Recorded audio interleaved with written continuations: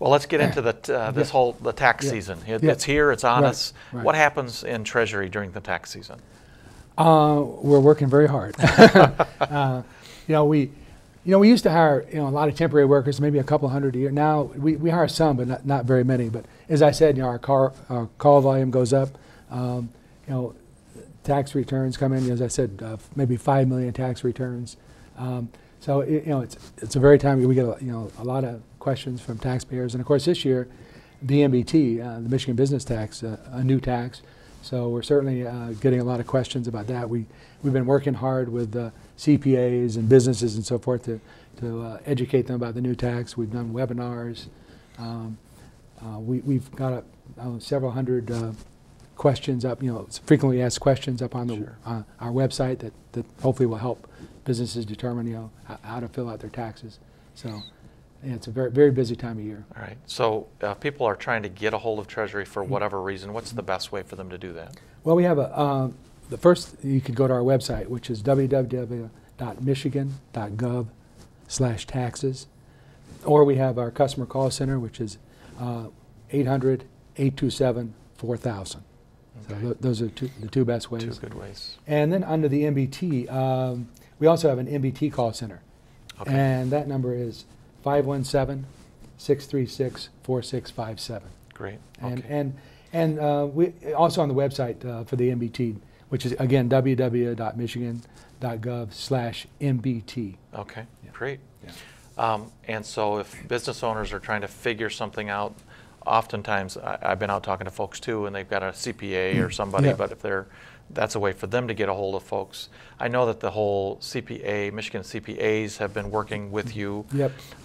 And I know that there's been a lot of kind of work trying to make it as seamless as possible, which has been, part of it is the legislature keeps changing things, right? I mean, that's part of, they change that's things part of the defense really for Treasury, right, is that right. we as legislators say, well, wait a minute, we want to change this or we want to change that, and if you've got a form all ready to go, all of a sudden that changes that process. Right. Let's get into, there is a brand new software program that you've also had to kind of hire somebody to do in this whole process. Yes. So how has that been going? Well, in terms of implementing the MBT, well, first of all, I would say that's probably the largest project that we've had since maybe the SBT 30 years ago.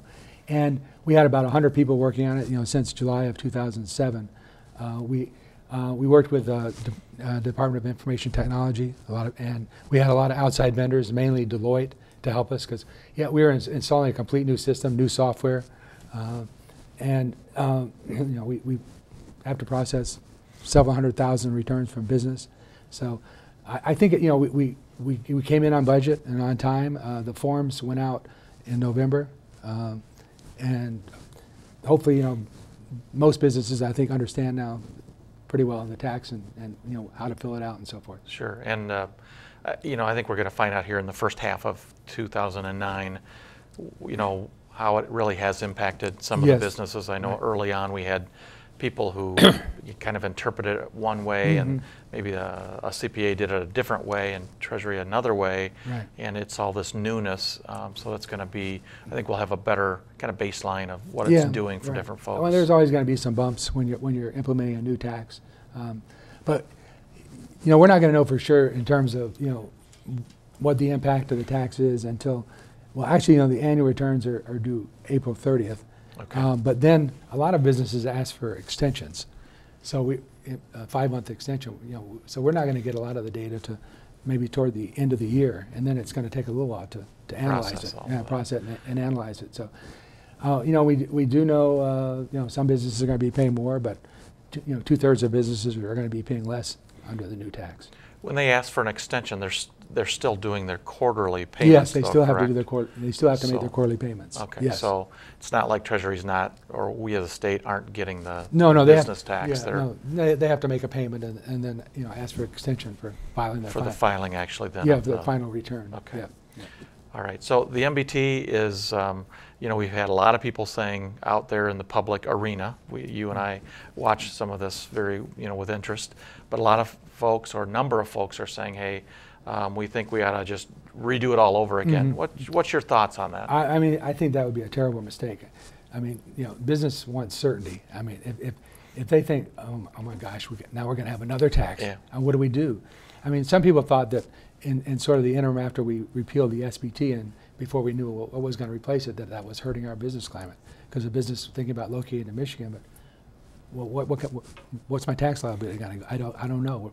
So I don't think we can do that. We can certainly make some adjustments to the tax, which I'm sure we will.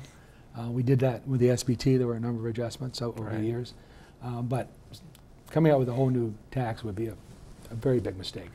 All right. I think it would hurt us. Well, and that's exactly what we're kind of, the approach the Senate has been, we're looking at things, kind of what folks have as their most serious issues, and we continue to talk with the governor and the House, trying to say, here's our idea, surcharge elimination. I know that gets a few people nervous, but that happens to be my bill, and I think that's kind of one of the bigger issues that folks are talking about is it just seems like we're trying to find a good baseline where business says, okay, this is, a lot of people will tell me they want to pay their fair share as a business. So finding that is always going to be a little bit of a delicate. I mean, we don't like the surcharge either. I mean, it was kind of a compromise, because of the tax on services that business didn't like. But it's about $600–700 million a year. So the question is, given the kind of environment we're in and our revenues are dropping, and we're already recommending some very large cuts in the 2010 budget. So I'd love to get rid of the surcharge, but how do we do it? And we'll be working on that. We'll be working on that. You betcha. Trying to figure that out. You betcha. Well, I know we're getting close to the end, and I have a couple questions from citizens, and I just want to read those to you. And, sure. And let you answer them, or at least try. Right. Does the Department of Treasury have anything to do with my property taxes? And that's from Karen in Rockford. Okay. Well, first of all, property taxes are mainly, administered at the local level. Right. At least the assessment and the property tax levy is at the local level. They determine how much your taxes are going to be. But we have in our department the State Tax Commission, which administers the property tax laws of the state, and also assesses some property like railroad and telephone property. And we also have the State Assessors Board, which oversees the assessing process, and provides certification, education, and so forth. Sure. But we don't really have anything to do with, what the actual property tax bill is. That's a local issue. So, okay, good. And then does the Department of Treasury have a specific role in administering the stimulus package? And that's from David in Ada. Well, I think, we talked about that earlier, not a specific role. I mean, we'll be managing the money when it comes in, investing the money that some of it we'll have for a while, and then it'll, go out to other places, local governments and education and so forth. But basically, no, we don't have other than that, we don't have a role in the stimulus package. All right.